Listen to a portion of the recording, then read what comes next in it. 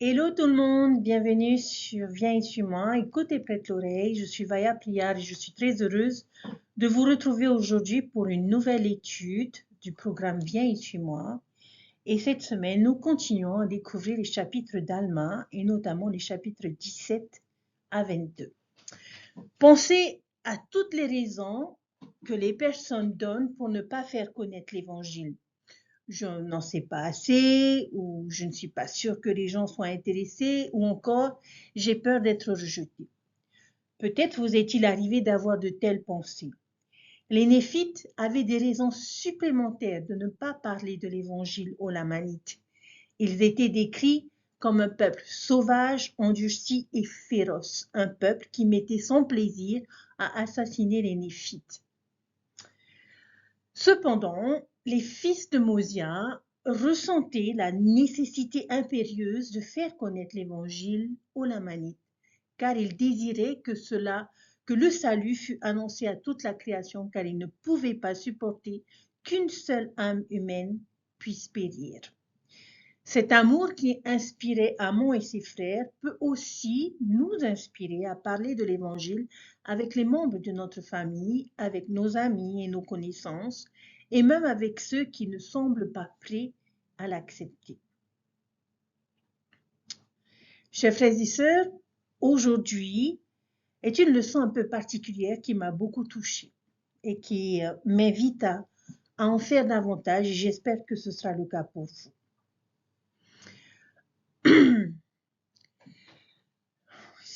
J'aimerais commencer par vous demander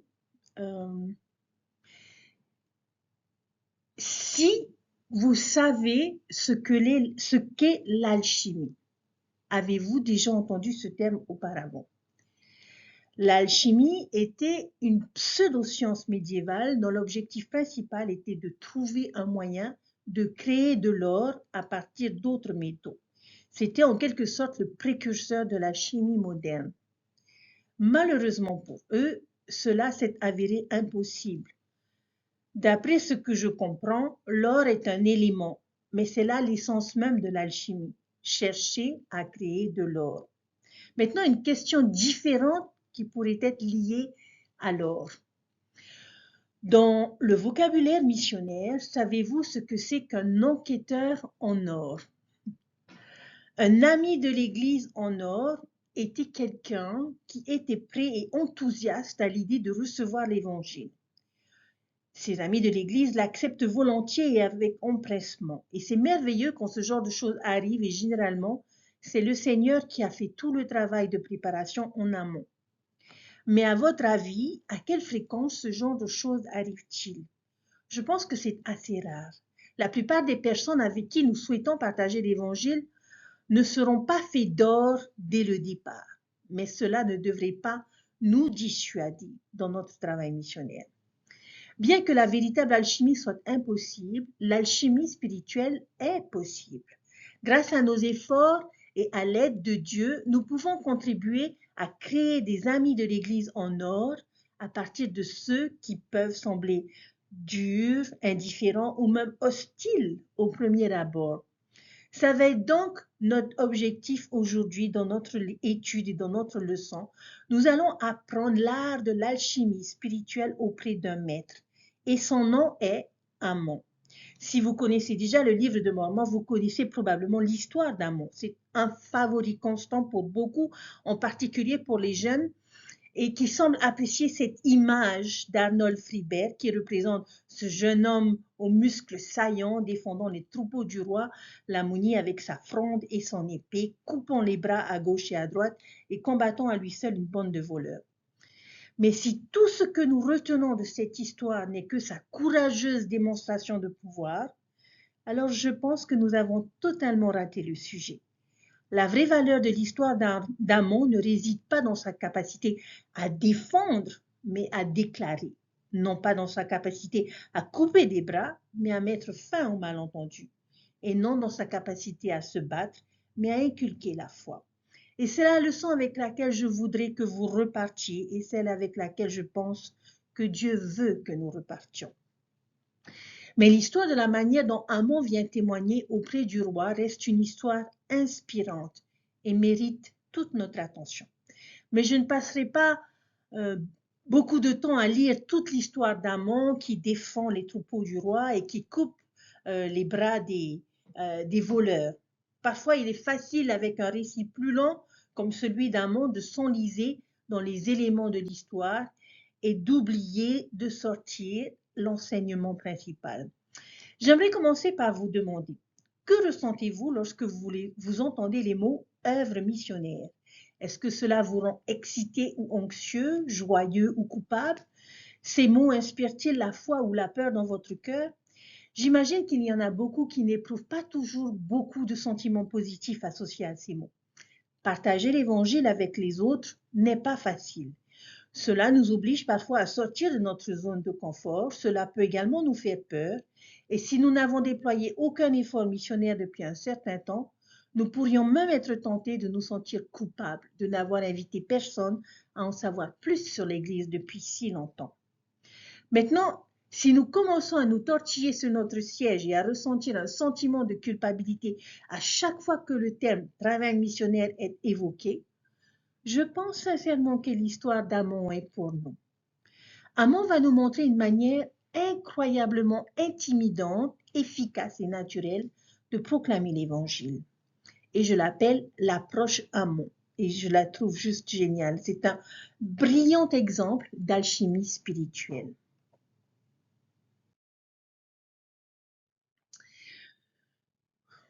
Nous allons donc commencer, chers frères et sœurs, par examiner les outils avec lesquels Amon doit commencer et qui vont le préparer à être un missionnaire et nous aider à nous préparer à être un missionnaire. Et je nous invite à comparer la description de la manie dans Alma 17, 14 avec les paroles du roi Lamoni dans Alma 18, verset 20. Que remarquez-vous? Alma 17, 14 nous dit « Assurément, elle était grande car ils avaient entrepris de prêcher la parole de Dieu à un peuple sauvage, endurci et féroce, un peuple qui mettait son plaisir à assassiner les Néphites et à se livrer à des actes de brigandage sur eux et à les piller. Et leur cœur était tourné vers les richesses ou vers l'or et l'argent et les pierres précieuses. Cependant, ils cherchaient à obtenir ces choses par le meurtre et le pillage afin de ne pas travailler de leurs propres mains pour les avoir. » Waouh! Est-ce que l'un d'entre vous souhaiterait recevoir un appel de mission pour ce genre de peuple, sauvage, endurci, féroce, ravi de tuer et de voler les Néphites? Pour nous, cela pourrait être comme ouvrir notre appel à une mission et dire que nous sommes par la présente appelés à servir dans la mission d'Isis en Syrie, par exemple. Nous ne sommes peut-être pas trop désireux de servir là-bas. Maintenant, comparons cela avec ce que le roi Lamoni finit par dire à Amon un chapitre plus tard, dans le chapitre 18, verset 20. Et le roi dit, « Comment connais-tu les pensées de mon cœur? Tu peux parler hardiment et me parler de ces choses, et aussi me dire par quel pouvoir tu as tué et tranché le bras à mes frères qui dispersaient mes troupeaux. » Tu peux parler hardiment. Le roi Lamoni demande à Amon de lui enseigner l'évangile et non l'inverse. Comment en sommes-nous arrivés là? Eh bien, cela n'a certainement pas commencé aussi facilement entre ces deux personnages. La toute première chose qui arrive à Amon lorsqu'il franchit les frontières du pays du roi Lamoni est qu'il est arrêté et traîné devant le roi afin qu'il puisse décider s'il va le tuer, le jeter en prison ou le chasser de ses terres. Alors, comment passer de « parle-moi hardiment Amon » alors qu'au départ, on se demandait ce qu'on allait faire de son sort. Et c'est de cette alchimie dont nous parlons. C'est juste un miracle. Je suis presque sûre que les gens avec qui nous nous associons ne sont pas sauvages, féroces et n'essayent pas de nous tuer. Si Amon était capable d'influencer les gens de cette façon, d'adoucir leur cœur et de les amener au point où il leur demande de leur enseigner l'Évangile, alors cela peut certainement fonctionner pour les personnes avec lesquelles nous nous associons. Si les personnes que nous connaissons ne semblent pas en or au premier abord, nous pouvons peut-être essayer certainement des choses qu'Amon a faites.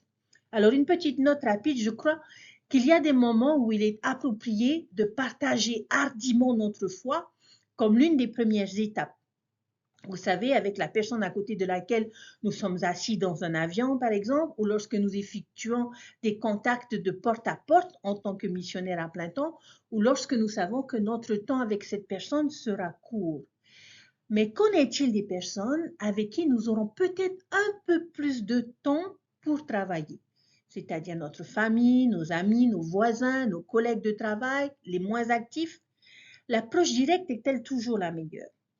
Peut-être pas.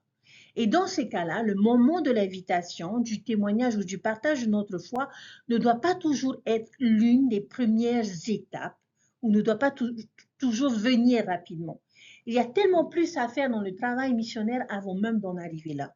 Et pourtant, c'est aussi du travail missionnaire. En fait, nous avons peut-être déjà fait un travail missionnaire avec quelqu'un sans même nous en rendre compte. Nous avons donc sauvages, féroces qui aiment le meurtre d'un côté et tu peux parler hardiment de l'autre. C'est ce qui se trouve à la toute fin de ce processus. Nous pouvons nous engager dans un certain nombre d'autres efforts missionnaires avant même de dire un mot sur la religion. Et quand cela arrive, cela vient naturellement, sans force et ni gêne. Alors, chers frères et sœurs, nous commencerons dans Alma chapitre 17, les versets 2 à 13. Cette section est la plus longue que nous examinerons. Et avec celui-ci, je vais juste vous dire quel est selon moi le principe. Et je vous invite à retrouver et à examiner ces versets et en rechercher les détails de ces principes. Si nous souhaitons préparer les autres à recevoir l'Évangile, nous devons d'abord nous préparer nous-mêmes. Et Amon s'assure de se placer sur un terrain plus élevé afin de tenter d'élever les autres. Dans Alma 17, les versets 2 à 13, je vous invite à prendre 2 crayons de couleurs différentes et à marquer d'une couleur tout ce que Amon ainsi que les autres fils de Mosia ont fait pour se préparer à devenir missionnaires. Et avec l'autre couleur, je vous invite à marquer tout ce que vous voyez Dieu faire pour eux grâce à leurs efforts. La première chose que nous découvrons, c'est qu'ils ont étudié les Écritures avec diligence. Nous ne pouvons pas partager quelque chose que nous n'avons pas déjà nous-mêmes. Comme le Seigneur le dit dans Doctrine et Alliance, section 11, verset 21, « Ne cherchez pas à annoncer ma parole, mais cherchez d'abord à obtenir ma parole. Et alors votre langue se déliera. Alors si vous le désirez, vous aurez mon esprit et ma parole, oui, la puissance de Dieu pour convaincre les hommes. » Chers frères et sœurs, nous n'avons pas besoin de tout savoir sur l'Évangile pour être missionnaires. Et je ne pense pas que nos jeunes gens de 18 ans ont toute cette connaissance. Mais nous devons acquérir une assez bonne compréhension de la parole. Il dit qu'ils sont devenus forts dans la connaissance de la vérité. Et c'est un processus. Nous devons être patients avec nous-mêmes à mesure que nous acquérons cette connaissance. Alors, comment se passe notre étude des Écritures? Comment se passe notre étude de Viens chez moi? La deuxième étape, ils se livrèrent à beaucoup de prières et de jeûnes. Et c'est quelque chose que nous sommes tous capables de faire. La prière et le jeûne combinés peuvent être extrêmement efficaces. Pour quelles raisons pourrions-nous prier et jeûner? Pour une compréhension accrue, pour un témoignage plus fort, pour plus de courage pour partager et peut-être plus important encore, pour avoir des opportunités pour partager l'Évangile. Et cela change vraiment les choses. Je pense que nous remarquerons que les opportunités de partage se présentent plus fréquemment lorsque nous prions et jeûnons. Premièrement, probablement parce que nous les rechercherons. Et deuxièmement, parce que le Seigneur fera sa part pour nous les amener.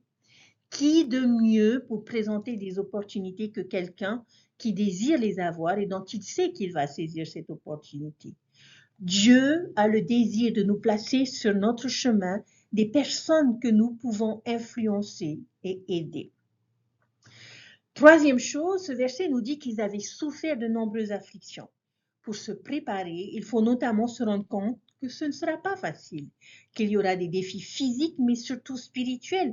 Il est dit qu'ils avaient beaucoup de travail en esprit. Et j'imagine que dans une mission à plein temps, ce n'était pas seulement marcher, étudier et contacter qui constituait le travail le plus dur.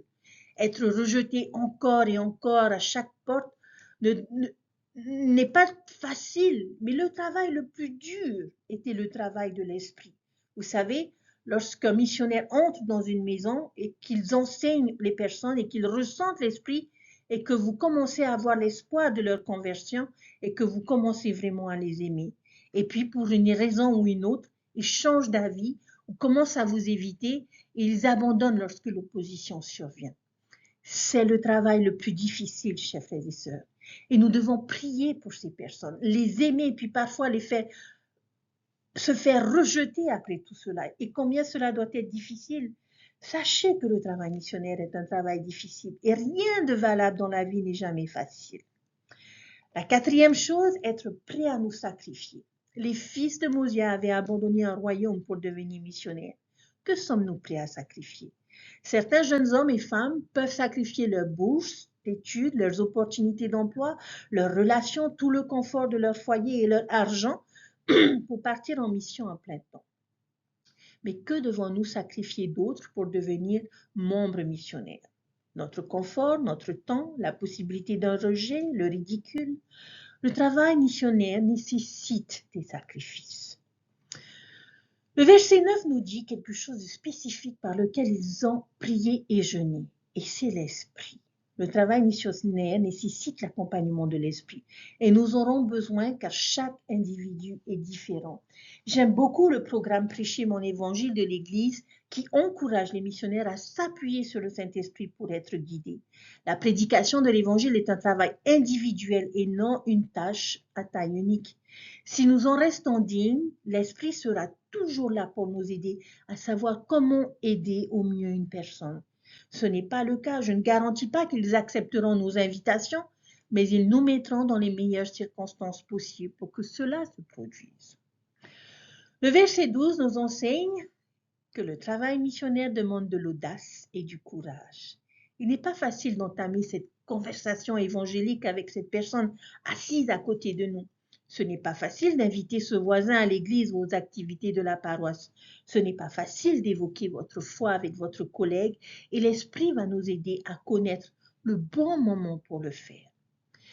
Mais il faut avoir du courage lorsque les occasions de témoigner se présentent.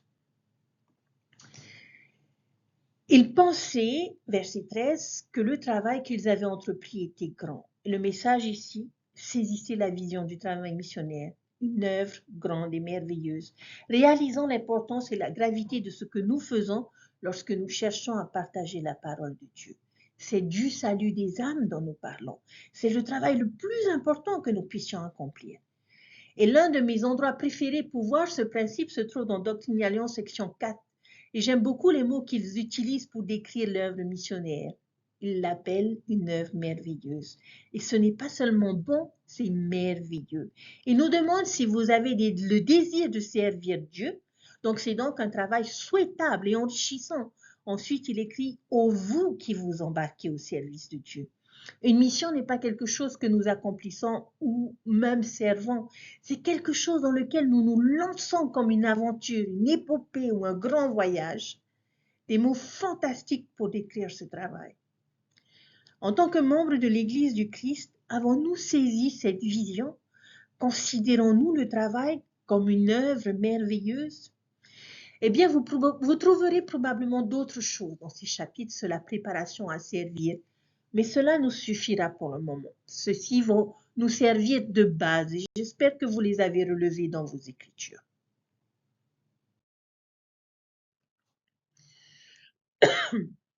Regardons à présent les promesses que Dieu fait à ceux qui sont prêts à se préparer de cette manière. Nous pourrons nous réjouir. Il nous donnera une bonne compréhension. Nous aurons l'esprit de prophétie et de révélation. Nous aurons la capacité d'enseigner avec la puissance et l'autorité de Dieu. Nous aurons beaucoup de succès. Nous deviendrons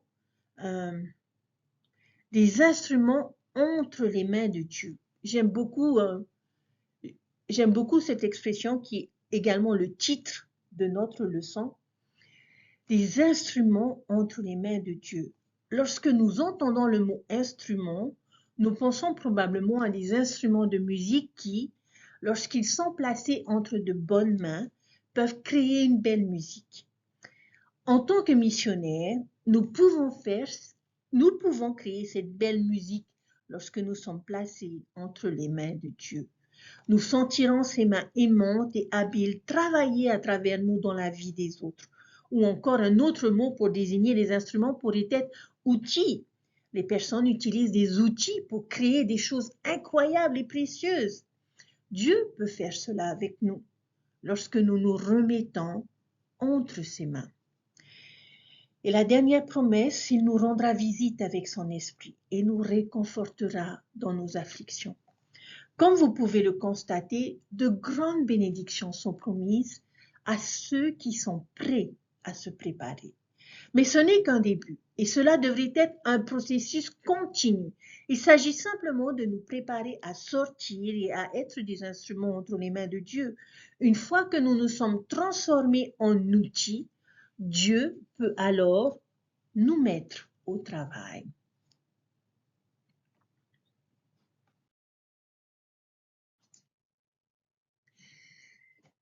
La question que j'aimerais nous poser à présent, c'est comment créer de l'or. Examinons le reste des versets de notre processus et choisissons des phrases de l'exemple d'Amon qui décrivent le mieux comment nous pouvons créer de l'or. Cependant, au fur et à mesure que nous passerons en revue ces éléments, j'aimerais que nous gardions à l'esprit qu'il ne s'agit pas nécessairement d'étapes que nous devons cocher comme une liste et puis ensuite passer à la suivante. La plupart peuvent être simultanées et ne doivent pas toujours se déplacer dans cet ordre spécifique que nous allons voir maintenant. Mais nous devrions tous les garder à l'esprit tout au long de ce processus. Alors, la première, c'est la patience et la diligence. Chapitre 17, verset 11. Soyons patients dans les afflictions afin de leur montrer en moi de bons exemples. Deux choses ici. Le travail missionnaire demande de la patience et de la diligence.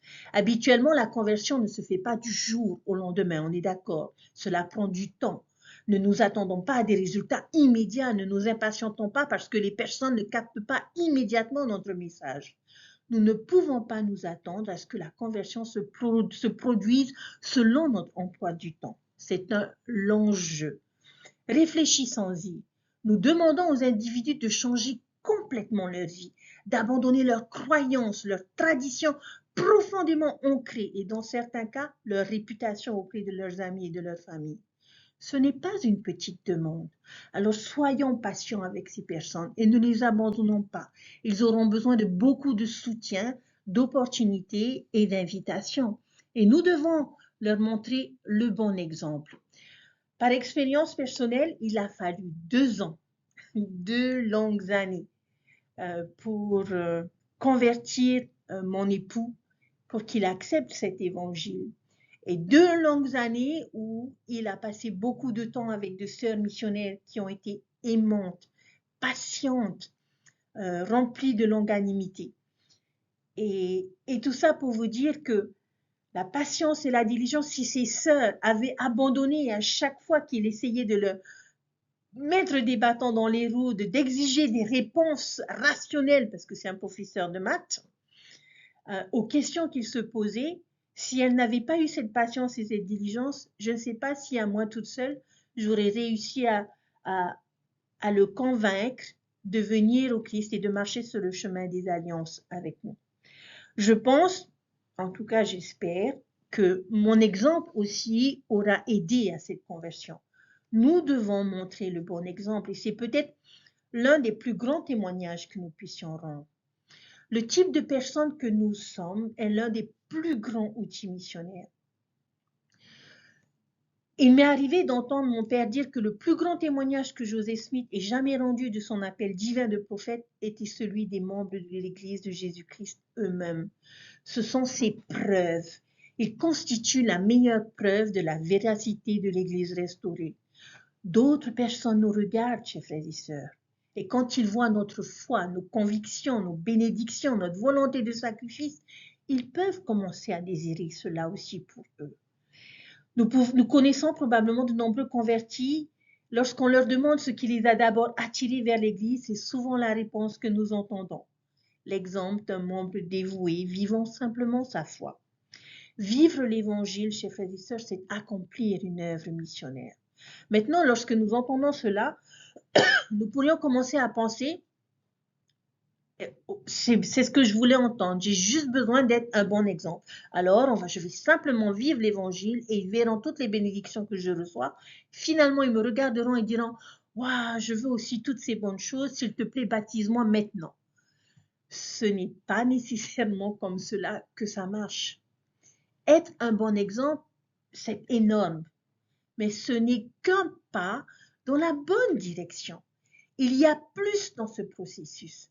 Parfois, je pense qu'il est facile pour nous de nous arrêter à cette étape, qui est une étape importante, mais nous pouvons faire bien plus. Alors, continuons. Et nous invite au verset 25, c'est ce qui arrive après qu'Amon entre dans les terres lamanites et soit arrêté et amené devant le roi qui l'interroge. Alors, pourquoi il serait assez insensé pour marcher dans les terres lamanites? Et Amon lui dit, non, mais je serai ton serviteur. Amon devint donc le serviteur du roi lamonite, et il arriva qu'il fut placé parmi d'autres serviteurs pour garder les troupeaux du roi selon la coutume des lamanites. Remarquez donc que lorsque Amon a l'occasion de parler, il n'ouvre pas immédiatement la bouche et ne dit pas « Bonjour, je m'appelle frère Amon, je suis un missionnaire de l'Église de Jésus-Christ et je suis ici pour enseigner et voici les vérités de l'Évangile. Corrigez vos mauvaises traditions, les traditions de vos pères, afin que vous puissiez être heureux comme nous les Néphites. » Est-ce que vous voudriez entendre un message comme cela? Comment pensez-vous que cela se serait passé? Il n'aurait probablement pas tenu longtemps. Mais au lieu de cela, que dit-il? Il lui dit, je suis ici pour demeurer parmi vous et pour vous servir. Et c'est peut-être l'une des meilleures approches que nous puissions adopter en tant que missionnaires. Remarquez qu'il ne dit pas, je vais rester dans les parages, vous servir juste un petit peu de temps pour voir si vous êtes intéressés à entendre mon message, mais sinon je passerai à autre chose. Non, au verset 23, il dit qu'il restera peut-être jusqu'au jour de sa mort. Amon était là pour du long terme. Qu'il l'accepte ou non n'était pas le facteur décisif pour savoir s'il restait ou non. D'une manière ou d'une autre, il leur resterait fidèle. Et je pense que cette attitude est essentielle pour nous dans nos efforts missionnaires. Notre désir de servir les autres ne doit pas dépendre de leur acceptation. Les personnes peuvent généralement voir clair dans ce genre de motivation. Alors je les sers pour le bien des services, je les aide parce que je veux les aider et pas parce que j'espère avoir une belle histoire à raconter au pupitre. Nous devons rechercher des opportunités à servir. Nous pouvons les aider à réparer leur voiture, à tondre leur gazon, à prendre soin de leurs chiens pendant leurs vacances, à déplacer des meubles, peu importe. Cherchons des occasions de servir et prions pour que ces occasions viennent et que nous saisissions ces opportunités lorsqu'ils le font. Cette attitude d'Amon a évidemment un profond impact sur le roi. Le fils d'un roi néphite est prêt à servir le roi de l'ennemi. Il lui propose même une de ses filles comme épouse. Mais Amon n'est pas là pour de la romance. Il ne sert pas pour obtenir quelque chose en retour. Il veut juste servir. Maintenant, Amon a-t-il déjà parlé de religion? Non, toujours pas. Quelle est l'étape suivante? Gagner leur cœur. Vous savez ce qui se passe ensuite dans l'histoire? Il confie à Amon la garde de ses troupeaux. Des voleurs viennent pour les disperser. Les autres serviteurs craignent pour leur vie et nous obtenons ici notre prochaine phrase dans le verset 29. Il pleurait à cause de la peur d'être tué. Alors quand Amon vit cela, son cœur se gonfla de joie en lui, car, dit-il, je vais montrer ma force à ceux-ci qui sont mes compagnons de service, ou le pouvoir qui est en moi de rendre ces troupeaux au roi, afin de gagner le cœur de ceux-ci qui sont mes compagnons de service, afin de les amener à croire en mes paroles. Que fait Amon ici? Il cherche et est prêt à saisir une opportunité pour gagner leur cœur. Et c'est ce que nous devons rechercher, des opportunités de gagner les cœurs grâce à notre service. Il peut arriver des moments où quelque chose entre dans la vie de cette personne, où elle a besoin d'une aide, d'un réconfort ou de conseils supplémentaires. Nous devons donc être là pour eux. Lorsqu'une tragédie survient, une perte d'emploi, une maladie, une blessure ou une catastrophe, faisons un effort supplémentaire dans ces situations. Contactons-les, encourageons-les, conseillons-les et aimons-les, cherchons des occasions de gagner leur cœur. Ensuite, considérez comme nos frères. Une grande partie de la réalisation de cela est possible dans le verset suivant. Et celui-ci est plus une attitude qu'une action. Mais que marqueriez-vous dans le verset 30 qui dit « Et maintenant, telles furent les pensées d'Amon lorsqu'il vit les afflictions de ceux qu'il appelait ses frères. » Quelle est la phrase clé ici? ceux qu'il a appelés ses frères. L'attitude est de les considérer comme nos frères, nos amis. Nous ne faisons pas d'œuvre missionnaire par simple sentiment de devoir, d'obligation ou pour notre propre gloire. En tout cas, je l'espère. Je pense que les personnes peuvent sentir quand nous nous soucions d'eux et quand nous les considérons comme égaux. Les non-membres ne ressentent pas souvent cela de la part des membres ou des familles moins actives, des familles actives ou des jeunes, des adultes. Ils peuvent sentir que nous nous sentons supérieurs à eux. Si nous souhaitons gagner leur cœur, alors un sentiment de fraternité doit être présent. Nous savons également qu'il est un ami du roi. Amon les aide à rassembler les moutons et malheureusement les voleurs reviennent et cette fois il les combat avec cette fronde et son épée, tuant certains, coupant les bras des autres. Notre prochaine phrase clé viendra du chapitre 18, le verset 3. Que réalise maintenant le roi à propos d'Amon? Quelle est la phrase clé ici? Et ils répondirent au roi et dirent s'il est le grand esprit ou un homme, nous ne savons. Mais ce que nous savons, c'est qu'il ne peut être tué par les ennemis du roi. Ils ne peuvent pas non plus disperser les troupeaux du roi lorsqu'il est avec nous, à cause de son habileté et de sa grande force. C'est pourquoi nous savons qu'il est ami du roi. Et maintenant au roi, nous ne croyons pas qu'un homme ait un aussi grand pouvoir, car nous savons qu'il ne peut être tué. Nous savons qu'il est ami du roi.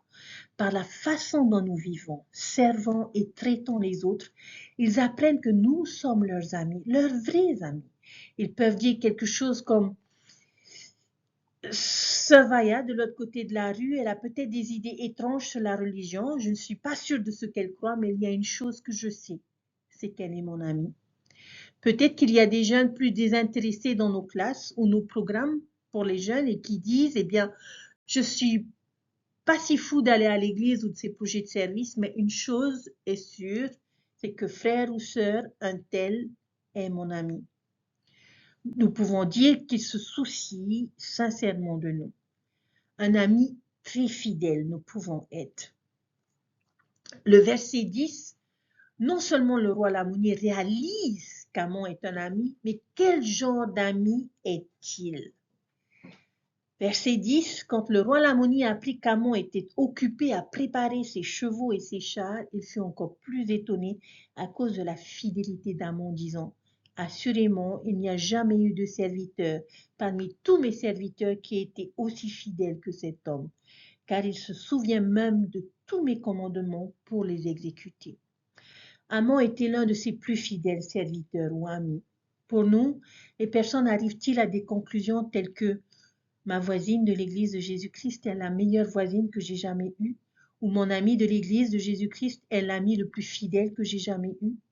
Mon employé de l'église de Jésus-Christ est l'employé le plus travailleur, honnête et dévoué que j'ai jamais eu.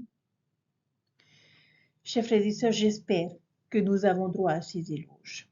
La dernière étape dans l'histoire d'Amon, alors qu'il réalise cela, quelque chose commence à se produire à l'intérieur du roi Lamoni. Nous apprenons au verset 5 du chapitre 18 que c'était là la tradition de Lamoni qu'il avait reçue de son père, qu'il y avait un grand esprit. Et en dépit du fait qu'il croyait en un grand esprit, il pensait que tout ce qu'il faisait était juste. Néanmoins, Lamoni commence à craindre extrêmement d'avoir mal agi en tuant ses serviteurs. Quelque chose a commencé à se produire à l'intérieur de Lamoni. Son cœur commence à changer. Il est convaincu par l'exemple d'Amon. Il y a un éveil de sa conscience. Et à mesure que les gens avec qui nous travaillons voient notre bon exemple, notre volonté de servir, la force de notre caractère et notre amitié loyale, ils peuvent à ce moment-là commencer à se demander s'il y a quelque chose dans nos croyances. Et ils vont se dire, peut-être que j'aimerais en savoir un peu plus sur son mode de vie. Qu'est-ce qui motive ces membres dévoués de l'Église? Peut-être que je veux ce qu'ils ont dans la vie. Amon a-t-il déjà parlé de religion? Toujours pas. Mais regardez ce que dit le roi Lamoni au verset 11. Maintenant, je sais avec certitude qu'il s'agit du grand esprit et je voudrais bien qu'il vienne à moi, mais je n'ose pas. Et à la fin du verset 14, C'est pourquoi Amon se tourna vers le roi et lui dit, « Que veux-tu que je fasse pour toi, ô roi ?» Et le roi ne lui répondit pas pendant 1 heure selon leur temps, car il ne savait pas ce qu'il devait lui dire. Peut-être que les personnes que nous côtoyons commencent à ressentir la même chose. Comment réagissons-nous?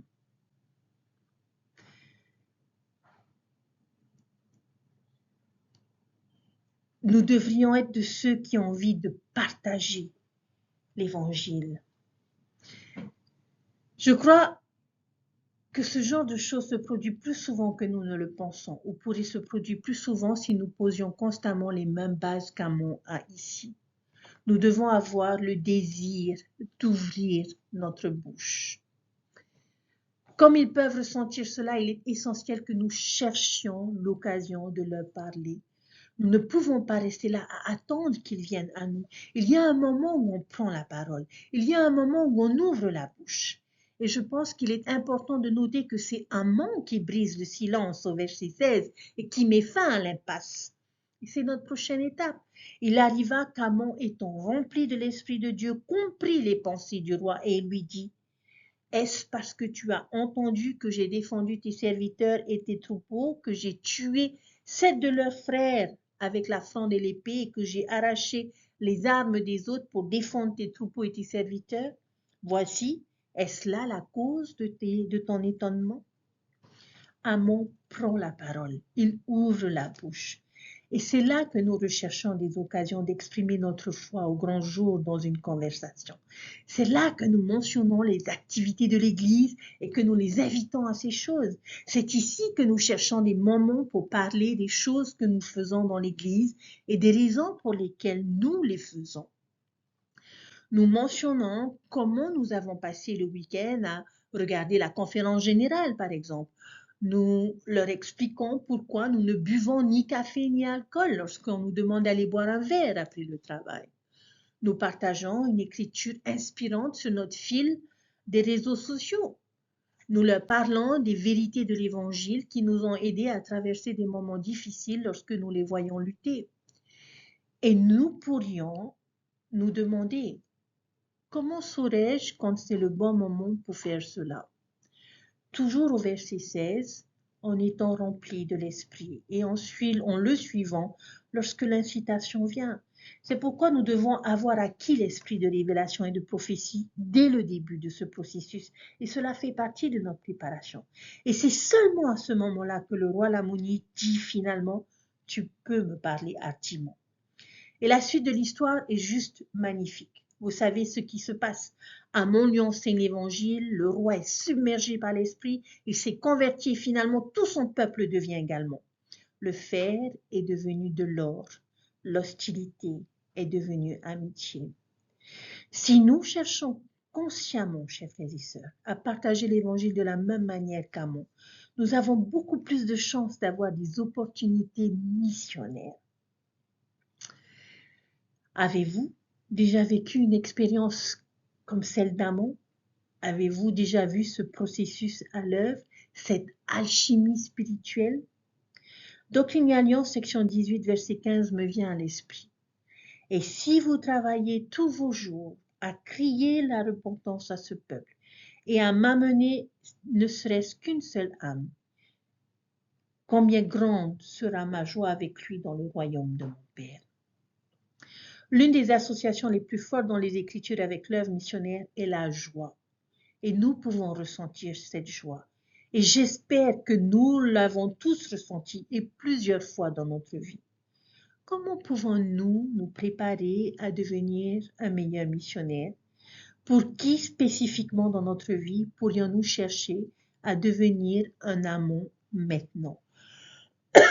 Quelle étape de cette approche Amon pourrions-nous mettre en œuvre dans notre relation avec les autres?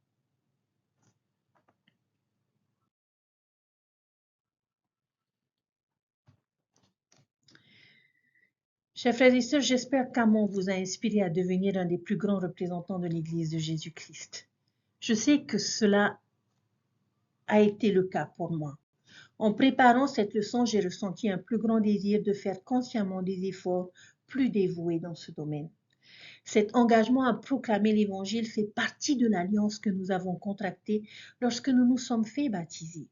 Être des témoins de Dieu en tout temps, en toutes choses et en tout lieu. Je sais qu'il est facile de penser que le travail missionnaire est réservé aux missionnaires à plein temps, mais ce n'est pas le cas.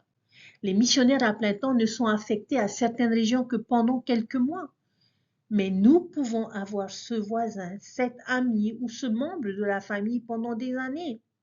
Le travail de préparation, l'alchimie, l'approche d'amont, c'est ce que nous pouvons faire. C'est notre part dans le grand rassemblement d'Israël organisé par Dieu.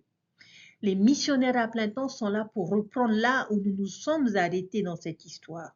Nous les préparons et les missionnaires les enseignent. Mais nous pouvons les aider à y parvenir. Nous devenons ainsi des instruments entre les mains de Dieu. Nous pouvons le faire. Et quand cela fonctionnera, combien grande sera notre joie. Nous avons la responsabilité d'être un instrument entre les mains de Dieu et nous devons toujours être prêts à le laisser accomplir son œuvre par notre intermédiaire. Nous faisons tous connaître des choses à d'autres personnes. Nous faisons cela souvent. Nous parlons de nos films, de nos plats préférés, de choses drôles que nous avons vues, d'endroits que nous avons visités ou d'œuvres d'art que nous avons aimées ou de citations qui nous ont inspirés. Comment pouvons-nous ajouter en toute simplicité à cette liste ce que nous aimons à propos de l'évangile de Jésus-Christ? Dieter F.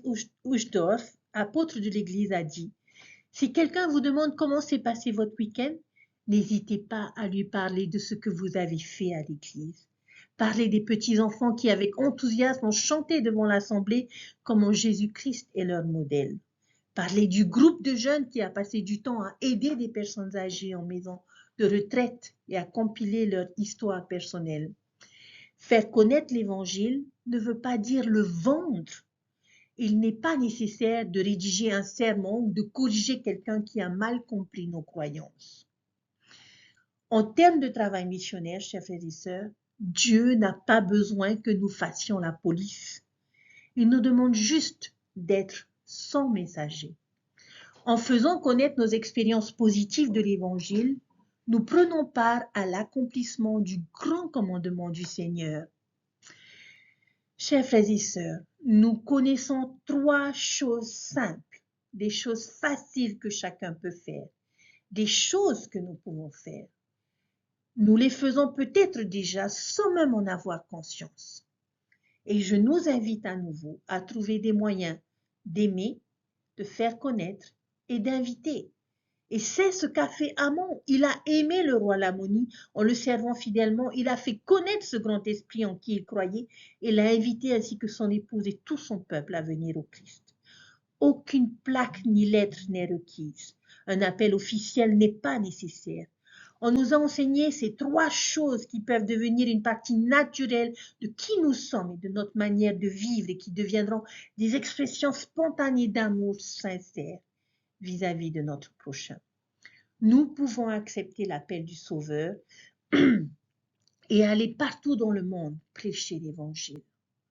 En aimant, faisant connaître et invitant, nous prenons part à l'œuvre grande et merveilleuse qui prépare la terre au retour du Messie, notre Sauveur Jésus-Christ.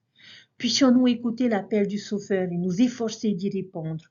Notre prophète Russell Nelson, lors d'une conférence générale, a dit « Frères et sœurs, nous n'avons jamais eu autant besoin de l'évangile de Jésus-Christ qu'aujourd'hui. Les querelles sont une violation de tout ce que le Sauveur a défendu et enseigné. J'aime le Seigneur Jésus-Christ et je témoigne que son évangile est la seule solution durable pour la paix. Son évangile est un évangile de paix. » Fin de citation. Son évangile est la seule réponse que tant de personnes dans le monde sont saisies par la terreur. Cela souligne à quel point il est urgent, chers frères et sœurs, que nous suivions l'enseignement du Seigneur à ses disciples lorsqu'il leur a dit « Allez partout le monde et prêchez la bonne nouvelle à toute la création ». Nous avons la responsabilité sacrée de faire connaître le pouvoir et la paix de Jésus-Christ à toutes les personnes qui veulent bien écouter et laisser Dieu prévaloir dans leur vie, en aimant, en servant et en invitant les personnes autour de nous.